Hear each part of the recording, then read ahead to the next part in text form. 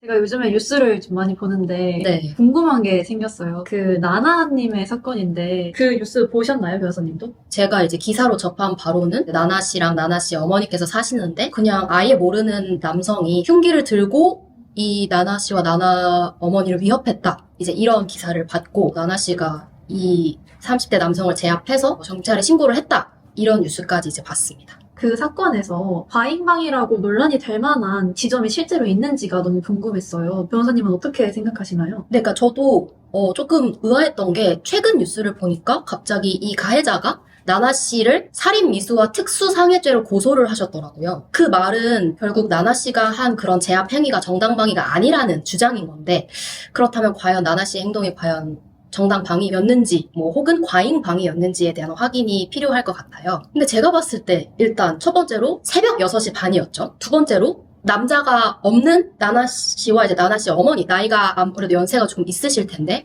그런 여성 두 명이 정말 무방비 상태로 있는 상황이었죠. 요새는 겨울이기 때문에 6시 반에 해가 안 뜨거든요. 7시 넘어서 뜨기 때문에 굉장히 어두컴컴한 새벽에 누군가가 침입을 했고 그러한 상황에서 여성이라면 뭐 어떻게든 흉기를 든 남성을 제압하기 위해서 어떠한 일을 했을 것이고 그것이 가해자에게는 생명의 위협이 될 만큼의 부상은 아닌 걸로 제가 알고 있거든요. 제가 기사에서 본 거로는 나나님도 뭐 조금 다치셨고 나나님의 어머니께서 목이 졸려서 의식을 잃은 걸로 제가 확인을 했었어요. 근데 가족을 위협한다라는 거는 되게 굉장히 중요한 거거든요. 그 누구라도 눈이 뒤집어질 수 있는 그런 상황이기 때문에 그런 점을 우리 법은 조금 더 고려를 하고요. 실제로 정당방위라는 거는 나에 대한 침해에 대한 방어뿐만 아니고 타인에 대한 침해에 대한 방어도 같이 적용이 되는 거거든요. 제가 위협을 당하고 있는 상황은 아니고 제 친구나 가족이 위협을 당하고 있는 상황에서 제가 그 가해자에게 방어를 한다라고 했을 때도 정당방위가 인정이 될 수 있습니다. 전혀 모르는 사람이 묻지마 범죄로 새벽 6시 반에 내 짐을 침입해서 일어난 범죄이기 때문에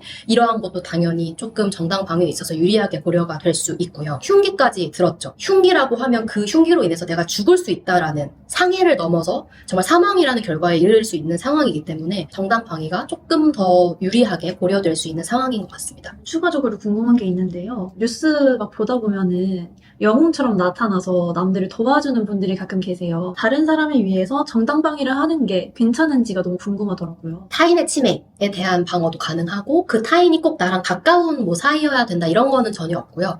정말 어떤 타인이 굉장히 위험한 상황에 처해 있을 때 그 가해자에 대해서 반격을 가해서 도와주는 거는 역시 정당방위로 인정이 됩니다. 그럼 만약에 상대가 흉기를 들고 있으면 저 또한 심하게 다치게 할 정도로 제압을 해도 되는 건지가 궁금해요. 그게 역시 상황마다 달라요. 예를 들어서 저희 조금 옛날 사건이긴 한데 어떤 사건이 있었냐면 손톱깎이 칼 있죠. 손톱깎이 저희 이렇게 찍 하면 나오는 그 칼로 막 이렇게 위협을 하면서 살짝 여기 이렇게 벤 그런 사건이 있었는데 그 사람에 대해서 이제 이 베인 사람이 식칼, 20cm짜리 식칼로 찌른 거예요. 사실 그랬을 때는 흉기 대 흉기죠. 하지만 이 손톱깎이 칼과 이 20cm짜리 칼은 위험성이 있어서 좀 다르게 본 것 같아요. 그래서 그런 경우에는 정당방위를 인정하지는 않았습니다. 칼로 이제 들고 막 위협하는 사람한테 경찰이 총으로 대응을 한다라고 했을 때 그 총이 심장을 향하느냐 아니면 다리를 향하느냐 아니면 다리를 향하였더라도 정말 그 총을 써야 하는 상황이었는가를 좀 우리나라 법은 조금 엄격하게 판단을 하는 경향이 있습니다. 그래서 그런 상황에서도 역시 흉기를 이제 대등한 똑같은 흉기로 보지 않고 이제 훨씬 더 위험한 흉기를 들었느냐의 여부로 보는 것이죠. 변호사님, 저는 또 궁금한 게 있어요. 네. 버스팅이라는 기술이 있는데, 버스팅? 네, 혹시 들어보신 적 있으신가요? 버스킹은 들어봤는데 버스팅은 네. 이런 기술인데, 이거를 하게 되면 정당방위가 가능한 건지. 이게 막는 거와 치는 거를 동시에 하는 기술이라서, 이건 정당방위가 될까요? 엄청 고급 기술인 것 같은데 막는 거와 치는 거를 동시에 일단 이 영상으로만 제가 이제 봤을 때는 이게 말씀 주신 것처럼 공격과 방어가 동시에 일어나는 기술 같거든요. 근데 막는 게 이제 주고 또 공격을 하지 않기 위해 이제 살짝 건드려주는 그런 느낌인 것 같은데 그러니까 이게 어느 곳을 찌르려고 했는지가 굉장히 중요하거든요. 어디를 찌르냐에 따라서 살인의 고해가 달라질 수 있는데 다리나 뭐 팔 이런 데 물론 팔도 이제 위험하지만 이런 데를 살짝 베는 정도라면 쉽지 않겠지만 정말 아예 목을 향해 들어온다라는 걸 봤을 때는 당연히 방어하고 공격을 가해야 제가 봤을 때는 칼을 떨어뜨리게 할 수 있을 것 같거든요. 그래서 그 흉기를 이제 없애고 이제 제압하는 것까지 이제 거기까지 하게 되면 이제 정당방위로 인정이 되게 되고요. 제가 봤을 때 이 정도는 방어가 조금 더 주를 이루었다고 볼 수 있을 것 같아서 정당방위가 성립할 것 같고, 지금 이 기술, 버스팅이라는 기술 자체가 맨손으로 하는 거잖아요. 당연히 이제 정당방위에서 조금 더 유리하게 인정될 수 있을 것 같습니다. 그러면은 제압을 하다가 상대방이 쓰러졌어요. 그래도 계속 제압을 하게 된다면 그때부터 가행방위에 해당이 되는 걸까요? 예를 들어서 만약에 이번 상황에서도 제가 뭐 정확한 사건 1분 1초까지는 모르지만 뭐 만약에 나나 씨가 좀 무술을 하시고 어쨌든 그런 쪽으로는 그래도 다행히 이런 범죄자를 상대하실 수 있는 기술을 갖고 계셨던 것 같아요. 다행히. 이제 나나 씨가 만약에 이 범죄자를 제압했어요. 이렇게 움직이지 못하게 어떤 도구를 이용해서 이제 묶어놓는다거나, 그러니까 손 정도로 이제 묶어놓는다거나, 꾹 이렇게 손을 누르고 있는다거나 하는 정도는 이제 당연히 정당방위의 범위 안에 들어갈 수 있어요. 근데 이제 나나 씨가 이 범죄자를 완전히 이제 제압을 했고, 그 제압한 상황에서 갑자기 너무 격분한 나머지 어떤 흥분의 감정을 못 이겨서 흉기로 치명상을 입혔다면 이제 그때부터는 약간 판단이 달라질 수가 있는 것이죠. 완전히 제압을 한 후에는 이제 새로운 공격을 하는 거는 조금 위험하다. 하지만 언제든지 다시 공격을 시작할 수 있는 상황이라면 조금 더 안전하게 계속 제압을 하고 있는 거는 괜찮다. 이 정도로 말씀드릴 수 있을 것 같습니다. 언제까지 위협이 계속되는 상황으로 봐야 되는지가 좀 궁금하더라고요. 그래서 위협이 끝났다라고 판단하는 기준이 좀 궁금해요. 네. 사실 그것도 굉장히 좀 상황마다 다르고 이제 일률적으로 말씀드리기 어려운 부분이지만 그 현재의 침해라는 게 판례는 굉장히 좀 목전에 있는 침해로 보는 경향이 있어요. 그러니까 과거의 침해이면 안 되고 미래의 침해여서도 안 돼요. 이 사람이 나를 공격할 것 같아 왠지. 그렇기 때문에 내가 미리 이 사람을 먼저 공격해야지 라는 건 정당방위가 아니고 정말 이제 침해를 하려고 하는 시점에 방어를 해야 정당방위가 되는 것이죠. 가행방위로 오해받지 않으려면 현장에서 절대 하면 안 되는 행동이 좀 궁금해요. 뭐가 있을까요? 물론 상황마다 다르겠지만 우리 법이 금지하는 거는 격분한 상태에서 이 사람을 내가 벌하기 위해서 이렇게 찌르거나 상해를 입히는 것을 금지하는 것이지, 일단 우리 법의 신념 자체도 나를 보호하기 위한 범위라면 지켜주거든요. 그렇기 때문에 이것이 과잉방위가 될까를 염려하기보다는 어쨌든 이 사람의 어떤 흉기라든지 그런 게 이제 완전히 없어질 때까지는 그래도 본인에 대한 방어를 계속 하셨으면 좋겠고, 그것까지는 괜찮거든요. 근데 이제 현장에서 과잉방위가 되지 않기 위해 하지 말아야 할 것은 그렇게 모든 위협이 사라지고 흉기도 없고 뭐 이제 정말 이 사람이 완전히 이제 눕혀져서 제압이 됐는데도 불구하고 이 사람을 더 발로 찬다거나 아예 이 사람의 뭐 손을 못 쓰게 만든다거나 정말 치명상을 가해서 이 사람을 죽인다거나 하는 이제 행동을 안 하면 좋은데, 사실 그런 거를 현장 상황에서 사실 판단하거나 예측하기는 쉽지 않을 것 같기는 합니다.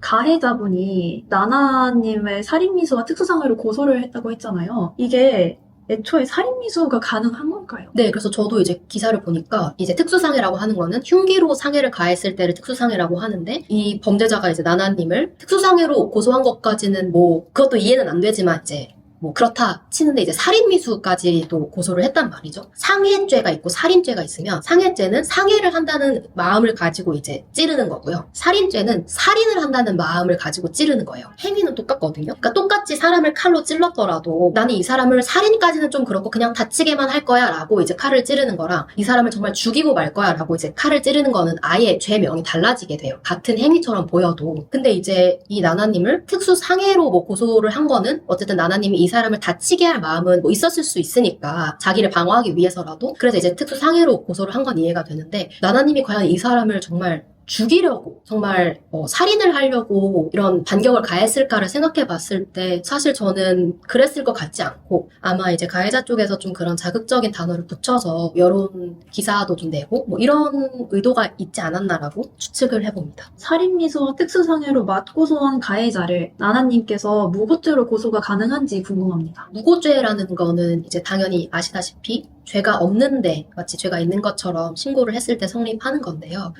하지만 제 생각에는 이 사건에서 가해자에게 무고죄가 성립하기는 어려워 보여요. 그러니까 이제 이 무고죄라는 거는 어떤 법률적인 판단이 아니고 사실을, 아예 없는 사실을 만들어내야 되거든요. 그러니까 예를 들어서 정말 저는 맹세코 사람을 친 적이 없는데 그냥 이렇게 CCTV에도 다 찍혀 있어요. 그냥 제가 길거리를 가면서 이 사람을 안 치고 그냥 지나쳐 가는 게 찍혔는데 이 사람이 저를 갑자기 무자비 폭행했다고 고소를 하는 경우에 이제 무고죄가 성립할 수 있는 거거든요. 이처럼 사실 자체를 이제 만들어내거나 아니면 없는 사실을 신고할 때 무고죄가 성립을 하는 건데 지금 이 사건의 경우에는 어쨌든 사실 자체는 존재를 하죠. 그게 정당방위이든 어쨌든 그건 법률적인 판단인 것이고 나나님께서 어느 정도 조금의 상해를 입혔다라는 게 만약에 사실이라면 허위의 사실을 만들어낸 건 아니기 때문에 무고죄가 성립하기는 좀 어려울 것 같습니다. 물론 당연히 경찰 단계에서 이건 정당방위이기 때문에 나나님에 대해서 이제 불송치가 이루어질 확률이 굉장히 높겠지만 그렇다고 해서 이것이 바로 무고죄가 되는 것은 아닙니다.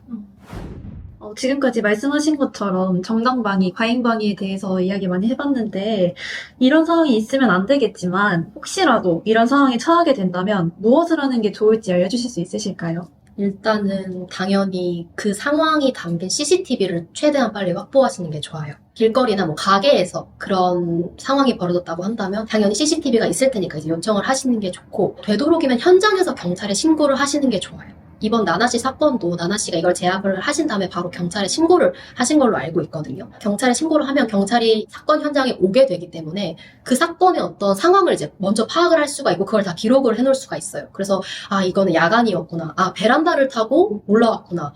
이 남성은 나나씨와는 아예 모르는 상황이었고 지금 이 상황을 보니 치명상은 아니구나. 이제 이런 걸 다 기록을 하게 된다는 거죠. 그래서 그 모든 게 유리한 정황일 수 있는 거예요. 그리고 제가 이제 한 가지 조금 추가로 좀 말씀드리고 싶은 게 이게 뭐 우리나라 법이 되게 정당방위 인색하다 이런 이제 평가가 있고 저도 이제 그게 일견 맞다고 생각을 하는데요. 형법에 보시면 면책적 과잉방위라는 법적 개념이 있어요. 정당방위랑 비슷한 건데 조금 다른 건데 면책적 과잉방위라는 건 뭐냐면 정당방위로 인정하기엔 조금 과해요. 사람이 살아가다 보면 여러 가지 사건이 있고 그런 상황에서 의도치 않게 정말 나를 지키기 위해서 뭐 사람을 죽이거나 할 수도 있는 상황이 분명히 있다고 생각하거든요. 하지만 이거를 정당방위라는 그 단어로 묶기에는 조금 과한 그런 사례들을 면책적 과잉방위라는 조금 새로운 개념으로 묶어서 이건 정당방위는 아니지만 그래도 여러 가지를 평가해 봤을 때 벌하지 않는 것이 좋겠다라고 해서 벌하지 않는 그런 개념이 있어요. 이것도 되게 안타까운 사건인데 3남매가 있었어요. 그래서 오빠가 있고 남동생, 여동생이 있었는데 이 오빠가 굉장히 이제 가정폭력을 많이 하고 술만 먹으면 횡패를 부리면서 위협을 하는 이제 그런 좀 안 좋은 오빠였던 거예요. 근데 이 오빠가 어느 날 굉장히 늦은 새벽에 술을 먹고 들어와서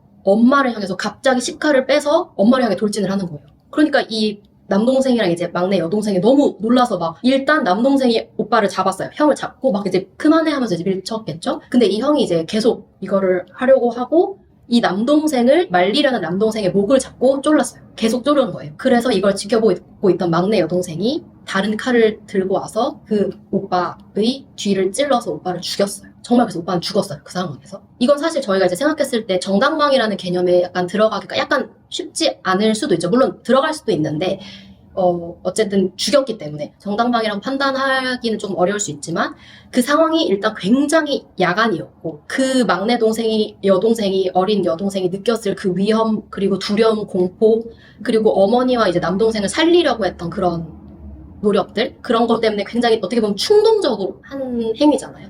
그래서 그런 것들을 다 고려해서 결국 이 여동생을 벌하지 않는 걸로 오빠를 죽였더라도 벌하지 않는 걸로 판단이 됐거든요.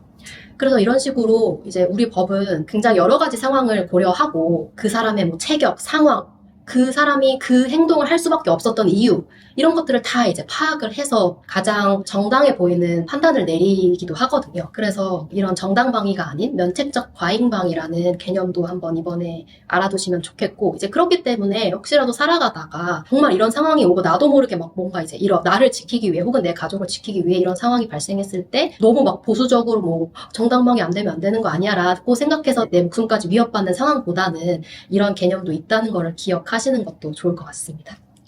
궁금증을 풀어주셔서 감사합니다. 아닙니다. 다음번에도 제가 궁금한 거 있으면 변호사님한테 여쭤봐도 되는 거죠? 네, 제가 뭐든지 다 열심히 답해드리도록 하겠습니다. 너무 감사합니다.